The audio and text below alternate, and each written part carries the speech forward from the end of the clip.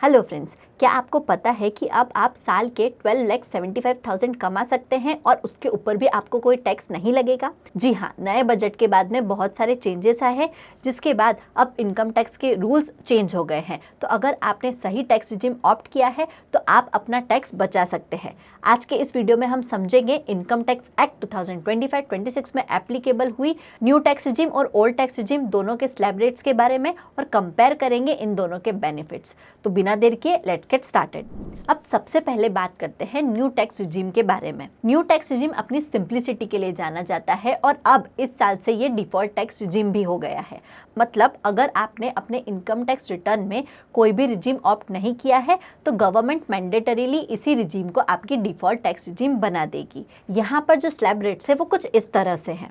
Up to ₹4 lakh नील, मतलब आपकी basic exemption limit है ₹4 लाख। 4 लाख रुपए तक आपको कोई भी टैक्स नहीं भरना है।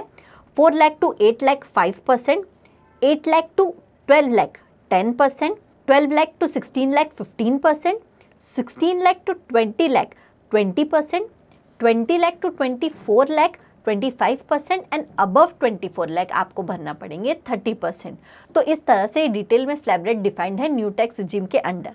इसके अलावा यहाँ पर आपको स्टैंडर्ड डिडक्शन का बेनिफिट मिलेगा 75,000 रुपीज़ के हिसाब से, और 87A की रिबेट भी बढ़ के हो गई है ₹60,000। तो बेसिकली अगर देखा जाए तो अगर आपने न्यू टैक्स रिजिम ऑप्ट किया है तो आपको 12,75,000 तक कोई भी टैक्स भरना नहीं पड़ेगा। इसके साथ ही अगर 12 लाख से आपकी इनकम थोड़ी सी ज़्यादा हो जाती है तो भी आपको मार्जिनल रिलीफ का बेनिफिट मिलेगा। तो बेसिकली न्यू टैक्स रिजिम ने आपके इनकम टैक्स को और सिंप्लीफाई कर दिया है। पर एक चीज़ आपको यहाँ पर ध्यान रखनी है कि अगर आपने न्यू टैक्स रिजिम ऑप्ट की है तो आप अपने कोई भी इन्वेस्टमेंट्स या फिर डिडक्शंस क्लेम नहीं कर सकते हैं जो आप अपनी ओल्ड टैक्स रिजिम में क्लेम करते थे, जैसे कि आपका होम लोन का इंटरेस्ट हुआ, HRA हुआ, या फिर आपके LIC का डिडक्शंस।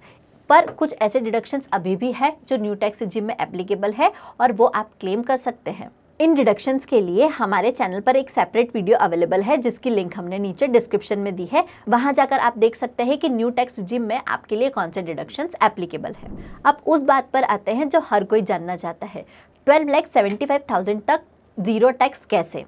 तो देखिए, यहाँ पर आपको दो चीज़ों के बेनिफिट मिलते हैं। एक तो मिलता है स्टैंडर्ड डिडक्शन जो कि है 75,000, और दूसरा मिलता है आपको रिबेट अंडर सेक्शन 87A जो कि है 60,000।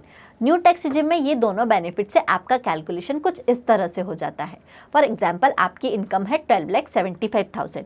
अब 12,75,000 में से स्ट्रेट अवे आपका 75,000 डिडक्ट हो जाता है एज स्टैंडर्ड डिडक्शन, तो आपकी इनकम बचती है 12 लाख। अगर 12 लाख की इनकम पर स्लैब रेट के हिसाब से टैक्स कैलकुलेट किया जाए तो आता है एग्जैक्टली 60,000, जो कि होता है आपके सेक्शन 87A का रिबेट। मतलब अगर आपकी इनकम स्टैंडर्ड डिडक्शन के बाद 12 लाख है तो उसके ऊपर टैक्स आएगा 60,000 और वो टैक्स पूरा जीरो हो जाएगा क्योंकि आपको 87A का रिबेट मिलेगा यहाँ पर 60,000 रुपीज़ का।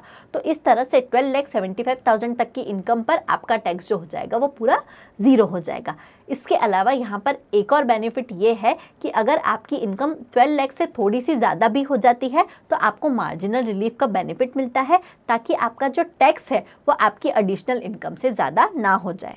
अब नेक्स्ट क्वेश्चन आता है, इतने बेनिफिट से न्यू टैक्स रिजिम में तो क्या ओल्ड टैक्स रिजिम बेकार हो गई है?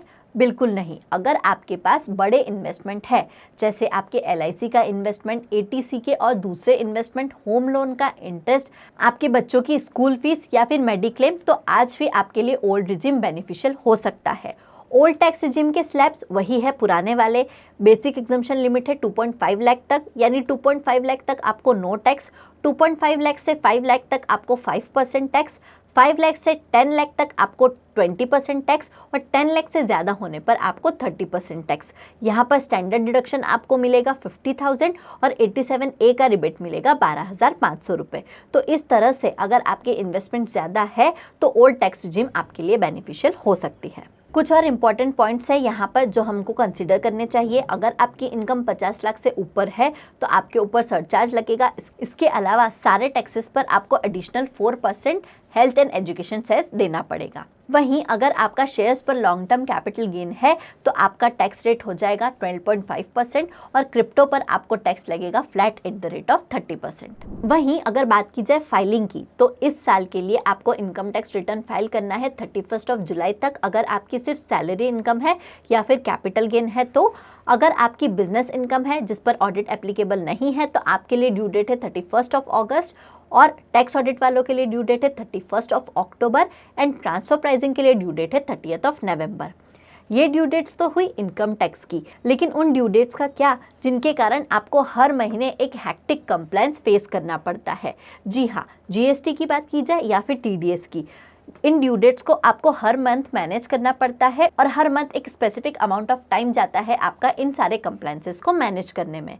लेकिन मैं जिस सॉफ्टवेयर का यूज़ करती हूँ उसकी हेल्प से मैं GSTR 1 और GSTR 3B जैसे मंथली कंप्लायंसेस रिपोर्ट बहुत ही ईजिली कुछ सिंपल क्लिक्स में जनरेट कर सकती हूँ। जी हाँ, मुझे अपनी नॉर्मल अकाउंटिंग करनी होती है और मेरा सॉफ्टवेयर मेरे लिए ये सारी रिपोर्ट्स जनरेट करके देता है रियल टाइम बेसिस पर।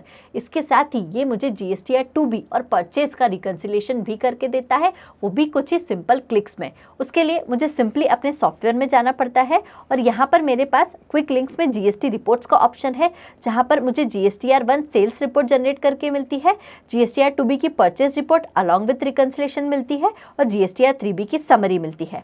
मुझे सिंपली इन पर क्लिक करना होता है, रिपोर्ट डाउनलोड करके पोर्टल पर अपलोड करना होता है। इतनी सिंपल वे में मैं अपने मंथली कंप्लायंस रिपोर्ट जनरेट और अपलोड कर सकती हूँ। अगर आप भी इस सॉफ्टवेयर का यूज़ करना चाहते हैं, इसकी लिंक हमने नीचे डिस्क्रिप्शन में दी है।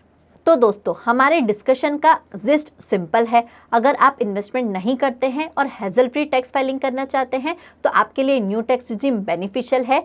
वहीं अगर आपके इन्वेस्टमेंट्स है और आप उनका बेनिफिट लेना चाहते हैं तो आपको ओल्ड टैक्स रिजीम में भी अपना टैक्स कैलकुलेट करके चेक करना चाहिए। आप जो भी रिजीम ऑप्ट करो, मेरा सजेशन यही रहेगा कि टैक्स हमेशा दोनों रिजीम में कैलकुलेट करो और उसे कंपेयर करने के बाद ही अपना इनकम टैक्स रिटर्न फाइल करो। Thank you.